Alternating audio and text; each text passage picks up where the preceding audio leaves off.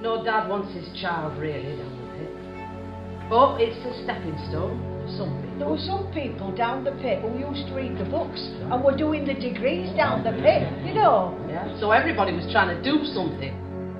You knew from that night that things had changed. Things were totally different. That we were going to be policed in a totally authoritarian way. And David Jones were killed. The last scene started out with the idea of writing a play to mark the closure of Hatfield Colliery in 2015. Hatfield was one of the last 3 deep sea mines to close in the UK, and I wanted to try and explore how the community around the mine felt about that. So over the last 5 months or so I've been in and around the villages of Stainforth and Dunscroft around the mine, collecting stories from miners, their families and members of the community, with a view to building a play that represents how the community feels about themselves at this moment in time and how they feel about the closure of the mine and the effect that that's had on them.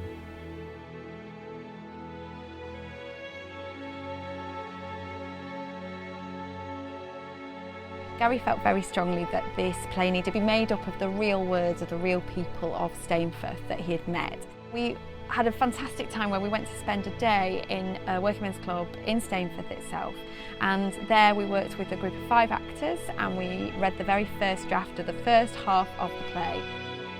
It's a play that revolves principally around the stories of 5 different characters. A number of them were involved in the miners' strike as striking miners or members of their family. Other people were around at the time but felt quite detached from what was going on with the miners' strike. They reflect on those experiences and we follow their lives in the years that have occurred since, and it's interesting to see how the different members of the community have come back together in the 30 years since the 80s. It was really powerful to see people, everyday people from Stainforth, and see them have their own words said back to them by actors, that their story mattered. And this is a story that matters. It matters to this community in Stainforth, but it actually matters to people who've been involved in some way in the history of the mining industry across a really long patch of time.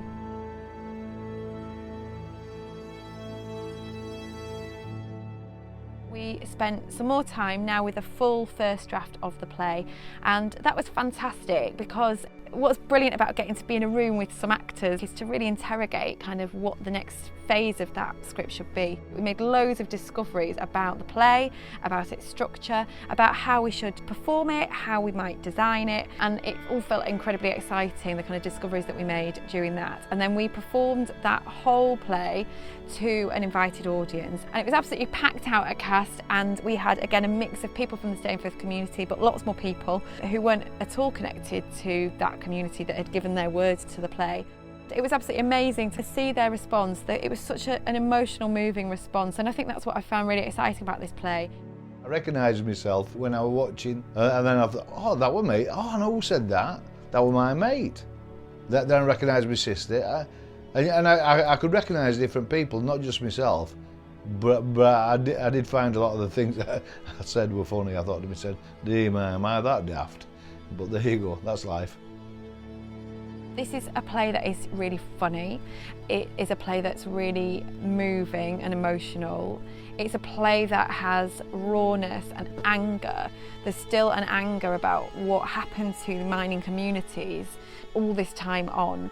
It would be amazing to see the last scene come to a full production because it contains the voices of people who don't necessarily normally get heard and the stories that don't normally get heard, and that feels really, really important. I think it would be a fantastic thing.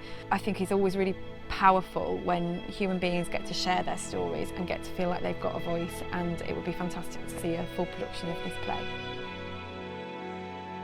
As things came back, I brought a few tears to my eyes at times, and I laughed again.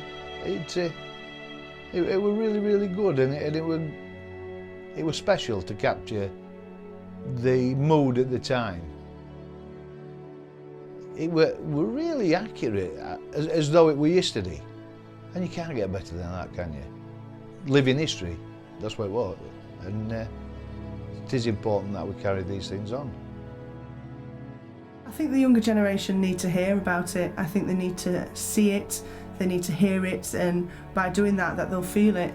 These are young people who are growing up in these communities. They don't necessarily know what's happened in the past. It was only 30 years ago, but to them it'd be a long time ago. They'll see older generations in the community and not have a clue at what those people had to go through and how it's affecting people now, the repercussions in the communities now, as it's still going on 30 years later. And I think people around the country need to see that and realise that this is still a reality for a hell of a lot of people. And if a full production went out there, they would see it, they would feel it, they would have the emotions that we all had for it, and it could potentially be seen by people who could do something about it. If we don't keep hearing about it, then it'll just fade away into the ether and it'll disappear.